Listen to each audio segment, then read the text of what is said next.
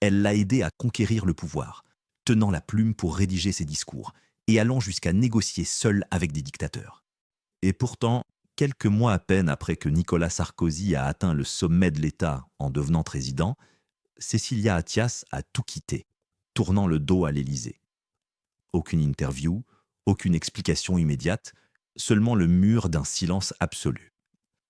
Aujourd'hui, à 67 ans, l'heure est venue pour elle de rompre enfin ce silence. Pourquoi a-t-elle refusé ce rôle de première dame? Que s'est-il réellement passé à l'intérieur de leur mariage fracturé par l'ambition? Et pourquoi, malgré les scandales, la trahison originelle et le divorce médiatique, l'a-t-elle encore défendu lorsqu'il faisait face à l'ombre de la prison?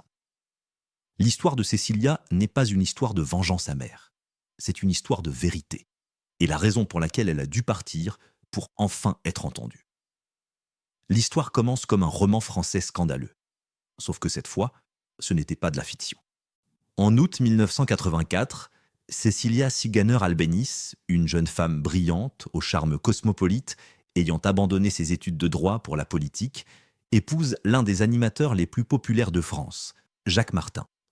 Le mariage, fastueux, se déroule à Neuilly-sur-Seine, la banlieue huppée de Paris. Et celui qui porte l'écharpe tricolore pour célébrer la cérémonie n'est autre que le jeune maire de la ville, âgé de 27 ans, Nicolas Sarkozy.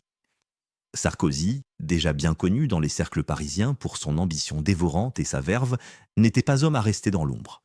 Mais ce jour-là, sous les ors de la République, quelque chose de totalement inattendu se produisit. Comme il le confiera plus tard à des proches, il fut littéralement foudroyé en voyant la mariée. Sa biographe, Catherine Ney, parlera d'un coup de foudre absolu, un éclair de désir qui le saisit alors même qu'il officiait le mariage d'un autre homme. Sarkozy ne l'oublia pas et ne resta pas silencieux. Au fil des années, il garda un contact insistant avec Cécilia et Jacques Martin, qui devinrent les parents de 2 filles, Judith et Jeanne-Marie. Mais derrière les apparences parfaites, un triangle amoureux se dessinait. Sarkozy aurait commencé à téléphoner régulièrement à Cécilia, à lui envoyer des fleurs et des lettres sous le prétexte de longues discussions politiques. Cécilia, de son côté, se sentait de plus en plus éloignée de son mari et de plus en plus fascinée par ce jeune maire dont l'ambition semblait ne connaître aucune limite. En 1988, 4 ans après le mariage qu'il avait lui-même célébré, Cécilia quitta Jacques Martin, provoquant un véritable séisme médiatique. Elle partit avec ses filles s'installer dans un petit studio avant de rejoindre Sarkozy. Mais lui aussi était encore marié à Marie-Dominique Culioli, mère de ses 2 fils. Ce fut le début d'une décennie de zone grise. Divorces croisés, amour affiché au grand jour et rumeurs incessantes. Ils finirent par se marier civilement le 23 octobre 1996, toujours à Neuilly. Parmi les témoins se trouvaient Bernard Arnault et Martin Bouygues, les symboles d'un pouvoir immense qui se tissait déjà autour d'eux. 6 mois plus tard, le 23 avril, naissait leur fils Louis. Mais les ombres de leur début ne s'effacèrent jamais totalement. Beaucoup virent en leur union le fruit d'une trahison, et ce murmure les suivit jusqu'aux portes de l'Élysée. Car une passion bâtie sur la trahison ne s'éteint jamais sans fracas. En mai 2007, Nicolas Sarkozy réalisa enfin ce que beaucoup pressentaient depuis longtemps. Il remporta l'élection présidentielle française face à la socialiste Ségolène Royal avec une victoire éclatante. C'était l'apogée d'une carrière politique patiemment construite pendant des décennies. Mais tandis qu'il triomphait, bras levés et voix retentissantes sur la scène de la place de la Concorde, Cécilia n'était déjà plus là qu'en ombre, souriante pour les caméras, mais absente ailleurs. Pendant des années, elle avait été l'une de ses stratèges les plus précieuses. À ses côtés, au ministère de l'Intérieur, elle rédigeait ses discours, corrigeait ses textes, ajustait son ton et soignait son image. Elle n'était pas seulement une épouse de politicien. Elle était, selon plusieurs proches, son arme secrète. Mais une fois qu'il devint président, tout changea. Soudain, la femme qui écrivait ses discours devait se contenter de sourire, de faire tapisserie et de recevoir poliment les invités lors des dîners d'État. Ce n'était pas qu'un changement de protocole, c'était une dépossession totale, et Cécilia la rejeta presque aussitôt. « Je ne voulais pas de cette vie-là », confiera-t-elle plus tard dans une interview sans détour accordée en 2013. « Je préfère les bottes de cow-boy aux talons. Je n'ai jamais voulu sourire pour les caméras et faire coucou. Ce monde-là, Les sourires forcés, la mise en scène permanente, je le trouvais creux. Les signes étaient évidents dès le début. Lors de la première visite diplomatique du président Sarkozy aux États-Unis pour rencontrer George W. Bush à Kennebunkport, Cecilia brilla par son absence. Une absence qui fit un scandale mondial, la première dame de France manquant le premier rendez-vous officiel avec le président américain. La presse s'enflamma. Les services de l'Élysée invoquèrent des raisons de santé et une fatigue passagère, mais personne n'y crut. Tout l'été 2007, les absences de Cecilia se multiplièrent et devinrent de plus en plus difficiles à justifier. Elle ne participa pas au défilé du 14 juillet et évita les conférences de presse. On la vit à plusieurs reprises seule à New York, déambulant dans Manhattan ou dînant avec des amis, tandis que Sarkozy assistait seul aux événements officiels. Tous spéculaient. Était-elle dépressive? Avait-elle quitté le couple? Beaucoup murmuraient qu'elle avait renoué avec l'homme d'affaires Richard Attias, qu'elle avait déjà rejoint en 2005, avant de revenir auprès de son mari pour la campagne présidentielle. À huis clos, à l'Élysée, leur relation n'était plus qu'apparente. Les employés parlaient d'eux comme de colocataires dans une cage dorée. Peu de paroles, beaucoup de distance. L'intimité avait cédé la place au protocole. Cecilia, avide d'authenticité et de liberté, se sentait prisonnière d'un palais de miroirs. Elle confia à un média suisse « Nous étions au sommet du monde, et j'y étouffais. Je n'avais pas ma place dans ce palais. Je n'étais pas né pour être un mannequin en Chanel serrant des mains d'ambassadeur. » Ces mots n'étaient pas amers, ils étaient simplement là. 5 mois après le début du quinquennat, tout s'effondra. Le 18 octobre, l'Élysée annonça que le couple s'était séparé, d'un commun accord.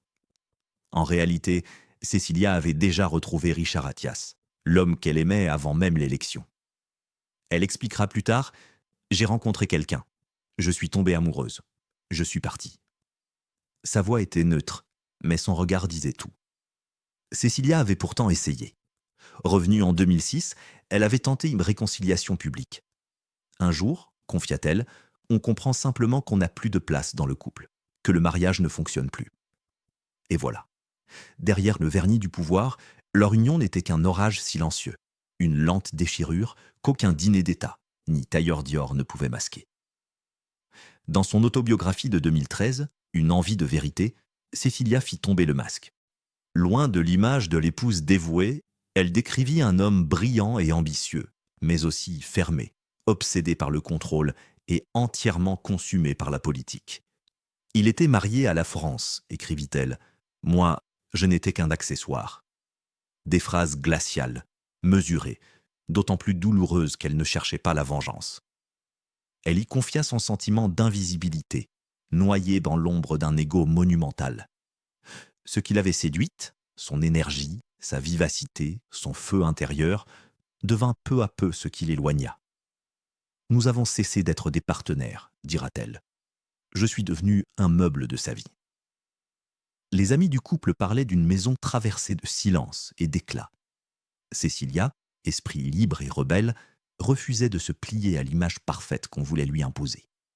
Elle haïssait le titre de première dame et disparaissait parfois plusieurs jours sans prévenir. Personne à l'Élysée n'osait demander où elle était passée. Leur fils Louis devint même, malgré lui, le symbole de cette fracture. À 16 ans, il rentra un jour avec un immense tatouage vaudou représentant Baron Samedi, divinité de la mort dans la culture haïtienne.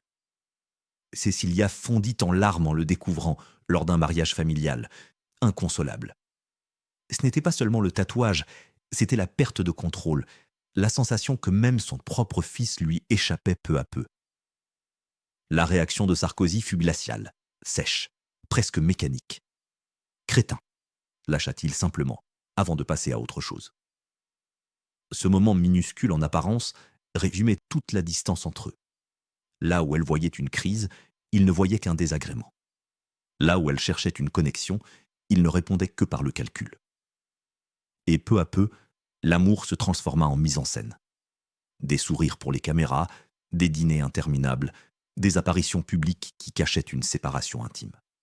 Ce n'était pas une infidélité, ni une dispute précise qui les détruisit, mais l'accumulation de l'absence. Le moment où l'on regarde la personne en face de soi et qu'on comprend qu'elle n'est plus son refuge. Cecilia céda la première, pas par faiblesse, mais par lucidité. Elle choisit la paix plutôt que la proximité, la réalité plutôt que l'illusion. Et lorsqu'elle quitta l'Élysée, ce n'était pas un homme qu'elle fuyait, mais un rôle qu'elle ne pouvait plus jouer. En mars 2008, alors que la France vibrait encore du remariage éclair de Nicolas Sarkozy avec la chanteuse et mannequin Carla Bruni, Cecilia Attias organisa sa propre révolution à New York. Moins de 4 mois après les noces présidentielles, elle aussi se maria à nouveau. Mais son union n'avait rien d'un rebond, ni d'un coup médiatique. Pour Cecilia, ce n'était pas seulement un mariage, c'était une déclaration d'indépendance. Le lieu, le mythique Rockefeller Plaza, au cœur de Manhattan. La liste d'invités. 5 noms triés sur le volet, venus du monde politique, diplomatique et économique, parmi lesquels le prix Nobel de la paix Elie Wiesel, témoin du couple. Aucun journaliste, aucun cliché. Les téléphones et appareils photo interdits. Cecilia, si souvent traquée à Paris, reprenait le contrôle du récit. Dans cette ville, devenue son refuge, elle allait écrire sa propre fin, et surtout son nouveau départ. Le week-end prit des allures de film sur la Renaissance. Le vendredi, les invités arrivèrent à l'hôtel Regency, sur Park Avenue, avant d'être conduits à la somptueuse propriété privée de Richard Attias, à Greenwich, dans le Connecticut, l'un des endroits les plus riches d'Amérique. Le samedi, dîner entre amis dans un restaurant mexicain, puis soirée sur Broadway devant Mamma Mia. Et le dimanche soir, cérémonie civile dans une tour privée de Manhattan, suivie d'une réception élégante au Rockefeller Center. Cecilia portait une robe Versace sur mesure, décolleté carré, corsage plissé, ceinturé d'une large bande dorée. Ce n'était pas qu'une création de haute couture, c'était une armure. Elle n'était plus la première dame réticente, mais une femme assumée, lumineuse, libre. Son nouveau mari, Richard Attias, n'était pas étranger au pouvoir. Né à Fès, au Maroc, il était un homme d'affaires international, fondateur de Global Event System et futur président de Publicis Events Worldwide. Il avait organisé des sommets mondiaux, des forums économiques et même le congrès de l'UMP, où il avait rencontré Cecilia. Leur relation avait jadis failli faire exploser sa réputation. En 2005, Paris Match publia leurs photos en couverture, provoquant un scandale politique majeur que Sarkozy avait eu bien du mal à éteindre. Mais désormais, ce qui avait été murmuré et condamné devenait public, assumé, célébré. « Il est le grand amour de ma vie », déclara Cecilia dans une rare interview. Ni Jacques Martin, le père de ses filles, ni Nicolas Sarkozy, l'homme qui lui avait donné un fils et une place dans l'histoire politique de la France. Mais Richard, celui qui la voyait non pas comme un symbole, mais comme une femme. Celui qui ne voulait pas qu'elle joue un rôle, mais qu'elle écrive son propre scénario. Leur union n'était pas une revanche sentimentale, mais une libération qui mit un point final à 20 ans d'enchevêtrement entre amour, politique et devoir. Pour certains, cela ressemblait à une revanche, un miroir du remariage précipité de Sarkozy. Mais pour ceux qui la connaissaient vraiment, c'était tout autre chose. Le geste d'une femme reprenant possession de sa voix, de son image et de son avenir. Ce mariage avec Attias n'effaça pas les blessures du passé. Il les redéfinit. Il prouva que son départ de l'Élysée n'avait rien d'une chute. C'était une évasion. Cecilia quittait non seulement un homme, mais un monde qui ne lui avait jamais laissé sa place, pour se réinventer à New York sans jamais tout oublier. Dans les années qui suivirent sa sortie spectaculaire de l'Élysée, Cecilia Attias disparut presque entièrement du paysage médiatique français. Plus de couverture de tabloïds, plus d'apparitions politiques, plus de rumeurs chuchotées dans les dîners parisiens. C'était comme si elle avait quitté une vie pour en commencer une autre, et c'est exactement ce qu'elle fit. Elle réapparut non pas à Paris, mais à Manhattan, non plus comme Cecilia Sarkozy, ex-première dame de France, mais comme Cecilia Attias, femme indépendante, militante mondiale et fondatrice de sa propre fondation. La ville lui offrit ce que Paris ne lui avait jamais permis, l'anonymat, la réinvention et une raison d'être sans mise en scène. En 2010, elle lança officiellement la Cecilia Attias Foundation for Women, une plateforme internationale dédiée à la promotion des droits, de la sécurité et de l'autonomie des femmes à travers le monde. Les causes qu'elle y défendit furent à l'image de son parcours, multiples, ambitieuses et concrètes. Violences domestiques, santé maternelle, représentation politique, lutte contre la traite humaine, accès à l'éducation et à la justice pour les femmes et les jeunes filles issues de milieux défavorisés. J'ai simplement changé de vie, confia-t-elle au Guardian dans une rare interview. J'ai quitté mon pays, ma famille, mes amis. Mais ici, je me sens bien. À New York, on se réveille chaque matin avec la conviction que tout est possible. Forte de son immense carnet d'adresses bâti au fil des décennies, elle mobilisa des partenariats dont rêvent la plupart des ONG, ralliant diplomates, chefs d'entreprise, anciens chefs d'État et défenseurs des droits humains. Elle organisa des conférences et des forums mondiaux, dont le Dialogue for Action, un sommet réunissant des voix des 5 continents pour formuler des politiques concrètes. Mais pour Cecilia, il ne s'agissait pas de symboles. Elle ne voulait être ni une figure d'apparat, ni une épouse fortunée signant des chèques. Elle voulait agir sur le terrain, visiter des refuges au Kenya, aider des femmes libérées de prison à se reconstruire à Long Island, conseiller des militantes du Moyen-Orient. Et pour la première fois depuis longtemps, on ne la présenta plus comme la femme de quelqu'un. Elle était simplement Cecilia. Pourtant, malgré cette renaissance, les cicatrices de son divorce public et de ses années politiques restaient visibles, discrètes mais persistantes. En octobre 2025, le monde entier suivit le verdict. Nicolas Sarkozy fut condamné à une peine de prison pour financement illégal de sa campagne présidentielle de 2007, celle-là même que Cecilia avait autrefois contribué à orchestrer. Pour la première fois dans l'histoire de la Ve République, un ancien président allait purger une peine de détention. Un moment historique, mais douloureux. Depuis New York, Cecilia rompit à nouveau le silence sur les réseaux sociaux avec ce message. Demain, un homme avec qui j'ai partagé 25 ans de ma vie et qui reste le père de mon fils sera injustement privé de sa liberté. Je suis dévasté. Je suis indigné. Nicolas Sarkozy a consacré sa vie à la France. Il mérite la justice, pas l'humiliation. La réaction fut immédiate. Après plus de 10 ans de silence public, ces mots résonnèrent comme un choc. Elle n'avait pas parlé en tant qu'ex-épouse ni ancienne première dame, mais en tant que femme, qui voyait encore l'homme derrière le titre et les scandales. Certains y virent de la grâce, d'autres de la loyauté, prouvant pour beaucoup que leur lien avait toujours dépassé la politique.